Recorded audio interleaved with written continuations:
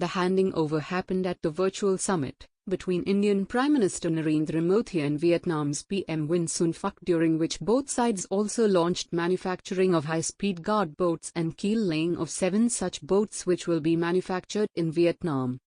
India on Monday handed over the first of 12 high-speed guard boats to Vietnam under the $100 million defense line of credit extended by New Delhi to Hanoi. The handing over happened at the virtual summit between Indian Prime Minister Narendra Modi and Vietnam's PM Nguyen Xuan Phuc, during which both sides also launched manufacturing of high-speed guard boats and keel-laying of 7 such boats which will be manufactured in Vietnam. While listing out the outcomes on defense at the summit, Secretary East, Riwar Ganguly Das said, both sides agreed to further intensify their defense industry collaboration building on the Indian defense credit lines extended to Vietnam. An implementing arrangement on defense industry cooperation was also signed to this effect.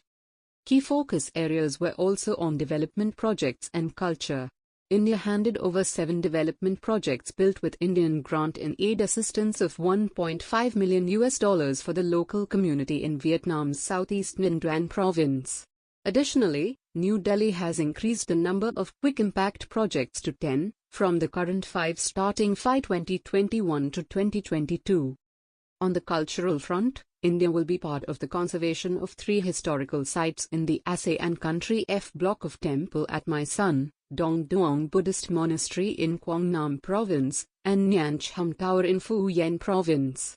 India's archaeological survey team is already working on the restoration of Cham temples in central Vietnam, where recently a 9th century AD monolithic Shivalinga was discovered.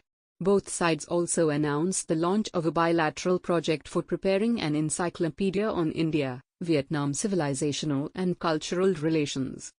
But perhaps, an outcome that Beijing will keenly note is the mention of UNCLOS in the India-Vietnam joint statement Joint Vision for Peace, Prosperity, and People.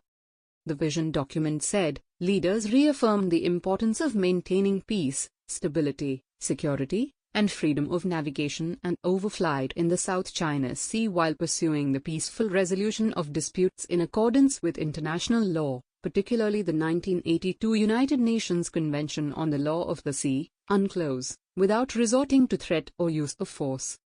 UNCLOS or United Nations Convention on the Law of the Sea was violated by China in 2016 by not accepting the award of the tribunal constituted under it. The tribunal had dismissed the Chinese claim to a large portion of the South China Sea based on its so-called 9-line on the South China Sea, which has seen an increased Chinese aggressiveness and attempts to unilaterally stake claims. The statement said, both leaders underscored the importance of non-militarization and self-restraint in the conduct of all activities by claimants and all other states, and avoidance of actions that could further complicate the situation or escalate disputes affecting peace and stability.